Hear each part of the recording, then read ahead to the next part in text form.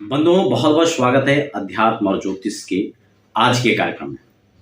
हम लोग आज बात करेंगे हाथ के कुछ विशेष बिंदु और विशेष जो आकार है, विशेष जो एक चिन्ह होते हैं, उसको लेकर हम लोग चर्चा करेंगे। देखिए, हाथ पर आपने देखा होगा किसी के चक्र बने होते हैं, किसी के शंख बने होते हैं, किसी के सीप बने होते हैं और अलग अलग आकार होते हैं। उनका क्या फल होता है? आपके हाथ के नाखूनों पर आपने देखा होगा चंद्र बन जाता है, कभी वो थोड़ा और हार्ड हो जाता है, कभी वो चंद्र छोटा होता है, कभी और बड़ा हो जाता है, कभी उंगलियों पर चंद्रमा के निशान होते हैं, या किसी के चंद्रमा के निशान छोटे होते हैं तो किसी के बड़े होते हैं। इन सभी चीजों का क्या मतलब है, हम लगातार चर्चा करेंगे। इन नाखूनों के विषय को लेकर मैंने एक पिछली वीडियोस में चर्चा किया था, जिसका लिंक डिस्क्रिप्शन में आप उसको देख सकते हैं। आज हम शंख और चक्र और सीप के बारे में हम लोग यहाँ पर आज चर्चा करेंगे। देखिए, आपने ये सूक्तियां, ये पंक्ति तो आपने जरूर सुना होगा कि अपना हाथ जगन्नाथ। क्या मतलब होता है? यानी हमारे हाथ ही जगन्नाथ है। क्या मतलब हो गया? यानी हमारे हाथ ही सब कुछ है। इसीलिए पामस्ट्री के अंदर, हमारे ज्योतिष शास्त्र के अंदर, वास्तुशास्त्र के अंदर, या फिर हमारे सामुद्रिक ग्रंथों के अंदर एक हस्तरेखा या हाथों की इन विशेष चिन्हों का एक विशेष महत्व है, ये विशेष स्थान रखते हैं। इसमें कोई भी संदेह नहीं। इसलिए हमारे हाथ की प्रत्यक्ष जो रेखाएं होती हैं, हमारा कुछ इनमें खास चीजें होती हैं जिनका अध्ययन हम खुद भी घर बैठे कर सकते हैं। उसके लिए आपको किसी को विशेषकर हस्तरेखा दिखवाने की आवश्यकता नहीं है। आप कई चीजें घर में बैठे उनको समझ सकते हैं। तो आप अपने हाथों पर देखें कि क्या आपके हाथ में शंख का निशान बना हुआ है, या यहाँ पर चक्र का निशान बना हुआ, और किस प्रकार के चक्र के निशान बने हुए और कौन कौन सी उंगलियों पर बने हुए या सारों पर बने हुए, इन सबको हम लोग देखते हैं। दर्शकों, अगर आप तक आपको हमारी चर्चा, हमारी जो वार्तालाप है वो अभी तक अच्छा लग रहा है तो आप वीडियो को लाइक जरूर कर लें। और हाँ, चैनल को सब्सक्राइब करना बिल्कुल नहीं भूलेंगे, क्योंकि आगे भी आपको चाहे अध्यात्म, ज्योतिष, वास्तु, रत्न रुद्राक्ष, सामुद्रिक ग्रंथ, ये तमाम जो जानकारी है ना, आपको हमारे चैनल पर लगातार मिलती रहेंगी। बेल आइकन को दबा लेंगे तो आपके पास नोटिफिकेशन के जरिए वीडियो पहुंचते रहेंगे। देखिए, सबसे पहले हमारा अंगूठा आता है, ठीक है ना। और अंगूठे पर अगर चक्र का निशान बना हुआ है, आप देखिए, अगर ये चक्र का निशान बना हुआ है, किसी किसी के चक्र क्या होता है, पूरे अंगूठे पर होता है। समझ रहे हैं? मान लो ये हिस्सा है ना, तो ये पूरे इतने हिस्से में पूरा बड़ा सा चक्र बना होगा। किसी का वह चक्र बीच में ही बना होता है, और किसी का चक्र ऊपर भी बना होता है, फिर एक नीचे भी बना होता है, बीच में भी बना होता है। ये अलग अलग हाथों में हो सकता है। आप अपने हाथों पर देखिए कि कौन सा चक्र बना हुआ है। सबसे पहले तो मैं आपको बता दूं, चक्र जो यहां पर बना होता है वो चक्र शुभ सूचक है। यानी चक्र का निशान अगर आपके हाथ में है तो वो बहुत शुभ है, क्योंकि चक्र भगवान श्री विष्णु का क्या है, उनकी उंगलियों पर चक्र है। समझ रहे हैं? सशंक चक्रम शकरीट कुंडलम सपीत वस्त्रम सरसीरोहेक्षणम, ये भगवान श्री का आयुध है। इसलिए वो चक्र परम पुनीत और शुभ माना जाता है अगर किसी के हाथ में। दूसरे निशान शंख की बात आती है, वो शंख भी परम शुभ माना जाता है। समझ गए? क्योंकि वो भगवान का श्री आयुध है, लक्ष्मी का स्वरूप उसको माना जाता है। इसीलिए दक्षिणावर्ती शंख और वामावर्ती शंख, मैंने हालांकि इन पर विस्तार से चर्चा किया। आप चाहें तो हमारे प्लेलिस्ट में रत्न रुद्राक्ष और यंत्र आदि की जो जानकारियां, आप उसमें उसको देख सकते हैं। कोशिश करूंगा कि डिस्क्रिप्शन में भी उसका लिंक आपको उपलब्ध कराएं। तो ये शंख और चक्र दोनों को शुभ माना जाता है सामुद्रिक ग्रंथ के हिसाब से और ज्योतिष मत के हिसाब से। अब आपको मैं सीरियल से बता देता हूं कि अगर वह चक्र पूरे इस हिस्से में बना हुआ है, आप समझ रहे होंगे, अगर ये जो हिस्सा है यहां से लेकर यहां तक का, अगर वो बीच में ऐसे गोल करके और बाहर की तरफ बढ़ते बढ़ते पूरे एरिया को कवर कर रहा है इतने में, तो वह जो चक्र है वो बहुत ही शुभ है। ऐसे हाथों को आप जो है परम पुनीत मान सकते हैं। और अंगूठे में अगर वो बना है तो उसका जो कनेक्शन है, उसकी जो ऊर्जा है, उसका जो संतुलन बना हुआ है, उसका जो कनेक्शन बना हुआ है, वो शुक्र पर्वत के साथ बना हुआ है। इसको mount of Jupiter, mount of Venus कहते हैं, ठीक है ना। तो अंगूठा, चाहे इधर वाले अंगूठे की बात करें, इधर वाले की बात करें, दोनों हाथ के अगर अंगूठे से लेकर वह चक्र आपके शुक्र, अगर अंगूठे पर बना है तो उसका कनेक्शन शुक्र पर्वत से होता है।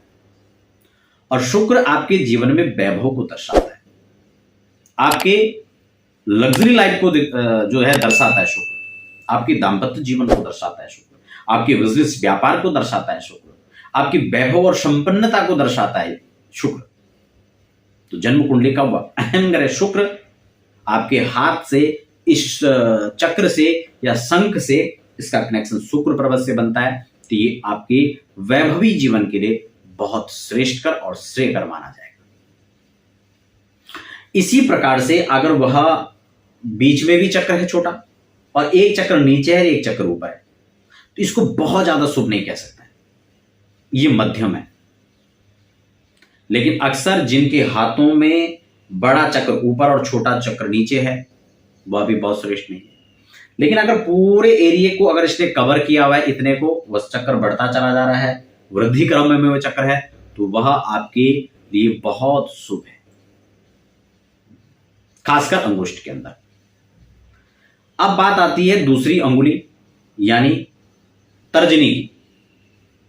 इनके नाम अंगुष्ठ, तर्जनी, मध्यमा, अनामिका और कनिष्ठिका, ये पांचों के नाम हैं, समझिए।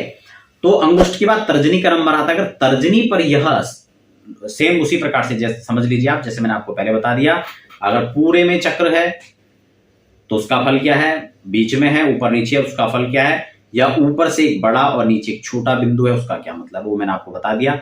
बार बार मैं उसको नहीं बताऊंगा क्योंकि उससे वीडियो लंबी हो जाएगी, ठीक है ना। और आप वैसे भी चाहेंगे कि छोटी वीडियो में हमें ज्यादा जानकारी मिले, और मैं भी यही प्रयास करता हूं, लेकिन कुछ चीजें ऐसी होती है बहुत जरूरी होती हैं, आवश्यक होती हैं, इसलिए वह बताना भी आवश्यक हो जाता है।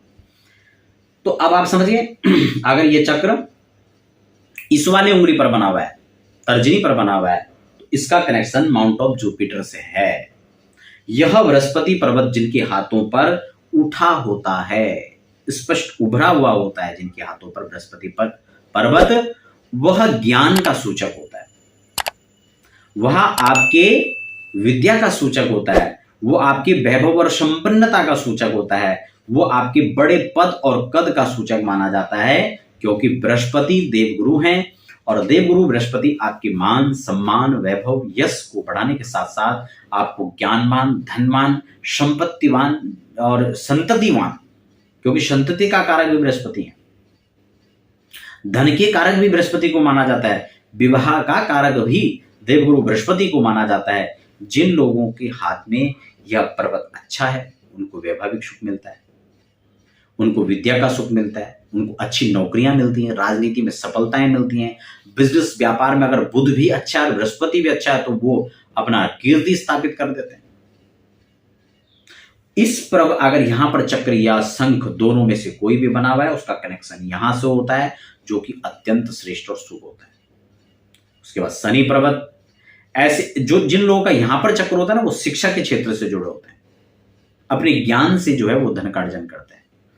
जिनका शनि पर्वत पर होता है, उसका शनि से इस उंगली से होता है मध्यमा से, तो वहां शनि के पर्वत से जुड़ा होता है। जो लोग टेक्नोलॉजी में, पेट्रोलियम या फिर किसी भी प्रकार से टेक्नीशियन के वर्क से जुड़े होते हैं, जिनका यहाँ पर चक्र होता है, वो ऐसे लोग इन क्षेत्रों से जुड़कर अच्छा अपना वर्चस्व, धन, वैभव को एकत्र कर लेते हैं।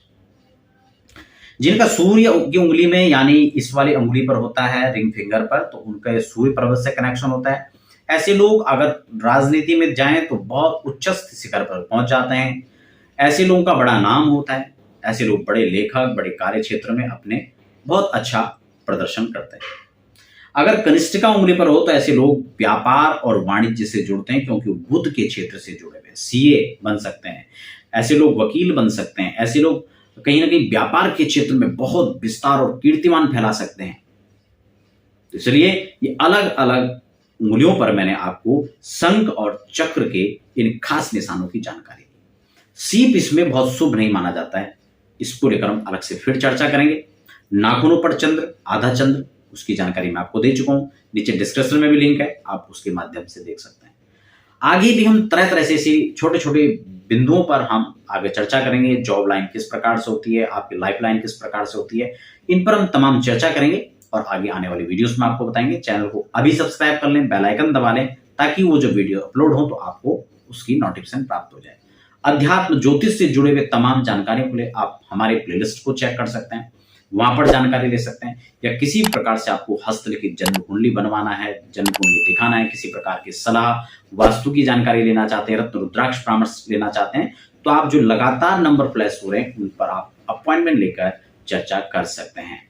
तो आप सभी का बहुत बहुत धन्यवाद। बने रहें इसी प्रकार से। हमें दी फिलहाल इजाजत। धन्यवाद।